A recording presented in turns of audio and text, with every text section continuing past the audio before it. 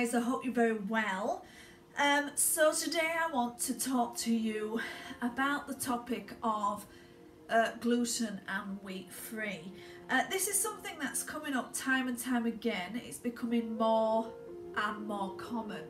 And I know I've been getting a lot of questions on Facebook, in emails from clients. Now, this is the number one rule, that I don't believe in cutting out large food groups if you don't need to, you see. Now, if you need to, that's a different thing. But if you don't need to, you shouldn't be eliminating, essential nutrients from your diet and large food groups. However, saying that, it's becoming increasingly more common for people to have intolerances. And I wanted to just talk a little bit about the difference between an intolerance and an allergy. So an intolerance is something that's built up over time. It's often a food that you eat a lot of. Wheat and gluten are often the culprits with this, because people have toast for breakfast and they have a sandwich for lunch and they're eating biscuits with their tea, and then they have spaghetti bolognese in the evening. And you can see how over time an intolerance can build up to wheat and gluten. So the idea then is to detox from that, and you might even be able to reintroduce at a moderate level and live very, very happily. Some people prefer not to introduce at all, but most can introduce at a moderate level. Now, an allergy is full on sweating, swelling, can't breathe, anaphylactic shock. That is a full on allergy, and when you have an allergy, you'll be ringing an ambulance, So there's a very big difference to an intolerance and an allergy. Allergies, rashes, and all kinds of things.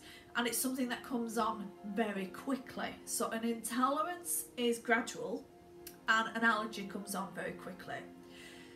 So I've got experience of this. I have certain food allergies, so I avoid certain foods, in particular parmesan. So I'm not very good with very hard, strong cheeses. I cannot digest, and it causes an allergic reaction in me.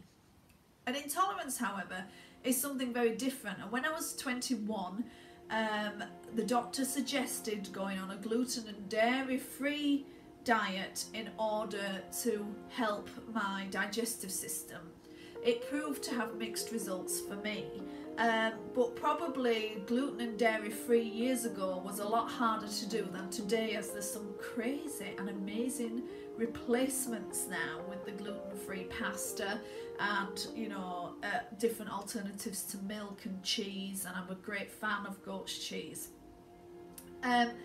What I found personally was my body soon became intolerant of other things and started to eliminate other things from my diet, and that didn't suit, and I realised I was doing more damage than good. So I slowly reintroduced most foods, but I don't eat bread every single day. I don't eat cheese every single day. I have a tolerance level. So this is another thing. People just want the quick fix. They want me to say, do this, it will work. But sometimes you have to experiment with your own life and with your own diet. Now, some people have a tolerance level. Now, I think the reason we're becoming intolerant to gluten, wheat and dairy and things like that is not because these things are desperately terrible for us, but because of the processing, because of the additives, because of the preservatives. You know that if you make your own bread at home, it will last 2 days, won't it?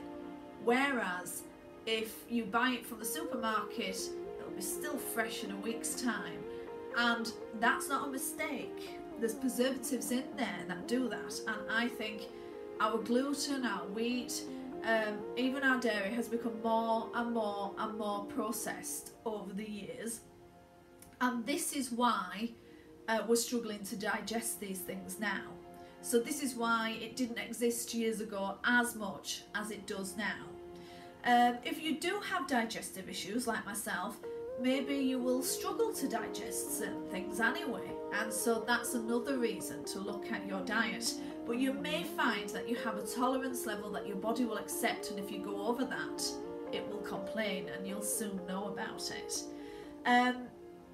Before I ever became a nutritionist or a trainer, I discovered this firsthand. So I used to be in England, and I used to have digestive issues, and I used to be so poorly, and I'd be in and out of hospital, and I couldn't eat this, and I couldn't eat that, and I couldn't eat the other. And then I would be sent back to Ireland, to my family in Ireland, and the bread would be made fresh, and you know, the milk would be from the cow in the field, and suddenly I didn't have any allergies or intolerances, and I could eat cheese to my heart's galore and eat bread to my heart's galore, and I wouldn't be affected.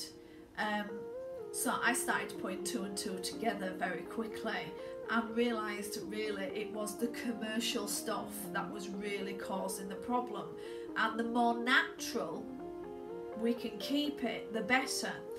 Now, with more and more people wanting goat's cheese and sheep's cheese and things like that, you can guarantee that the same will happen to that eventually, because the manufacturers are just about sales. They don't care about health, they care about sales. There's another thing that one of my friends on Facebook told me today, which I was shocked. I didn't even know this. This is new information to me, that Weight Watchers is owned by Coca-Cola. I never knew this. I didn't know this. This is new information to me. So I'm going to research that, because it makes sense to keep people fat, doesn't it, if you've got a sideline in losing weight. So I'm shocked at this. So I'm going to research that to see how much truth there is in it.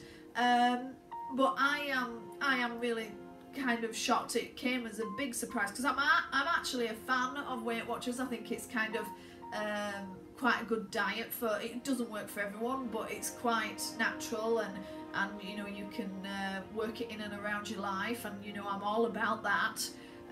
So that was somewhat of a shock for me today, so I just thought I'd throw that out there. If I find out any different, I'll let you know.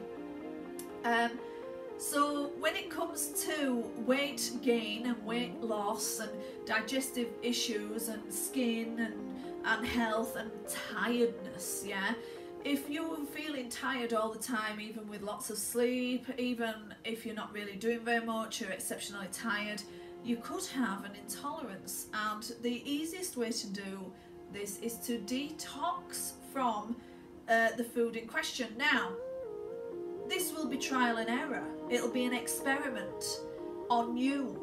But the hardest thing I've found for people is to look in the mirror and assess yourself. It's the hardest thing in the world. Now, if you want to know straight away, of course, there's things like the York test, which is a blood test that's very accurate. There's hair analysis test as well, which I quite like, which is much cheaper than the York test. And it will tell you if you have any food intolerances or allergies. Just so you know, when you get these tests back, it will say, oh, you're intolerant and have an allergy to bleach. Everyone does. But we don't tend to have it in large quantities, do we? And salt will be another one. Oh, you're very allergic to have an intolerance to salt. But again, everybody is. We just don't have it in large quantities. There'll be certain foods that we only have a small amount of, which we'll be told that we can't have because we're allergic or intolerant to. But in fact, it's because we have them in such small amounts, it doesn't matter. But you can have the tests and you can get the information straight away. But if you can't afford it or you haven't got time at the moment, then it's very easy just to go off gluten or wheat for a week even. But the standard amount is 12 weeks. When I first came to this, it used to be 9 months. It used to be 9 months. You used to have to go off whatever you wanted to test for 9 months before reintroducing at all. But now the standard is 12 weeks. But try it for a week.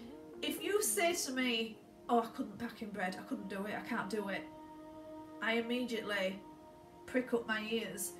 If there's a little addiction to a food there, you can guarantee you'll be intolerant of it, because there's that fight going on with the body, like a drug addict. They want to stop, but they want the drug, and it's a little bit like that with a food intolerance. So if you have a food where you think, oh God, I couldn't pack that in, not in a million years, I couldn't survive, you can guarantee you've been having too much of it. So have a little think about your diet and how you react to food. If it's easy for you to give up bread, or to give up sugar, or to give up anything else, you obviously don't have a problem with it. But if suddenly you have an emotional response, a psychological response to it, where you're thinking, oh God, I can't let go of that, then maybe it's time for a detox.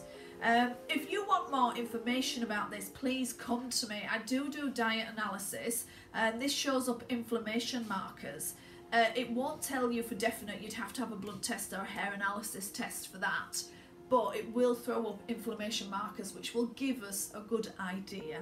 So as I said, if you want more information about this and you're looking into this, it's time for the big human food experiment. It takes a little bit of time, but I always think it's worth knowing more about you. So I hope you're well, and I'll speak to you soon.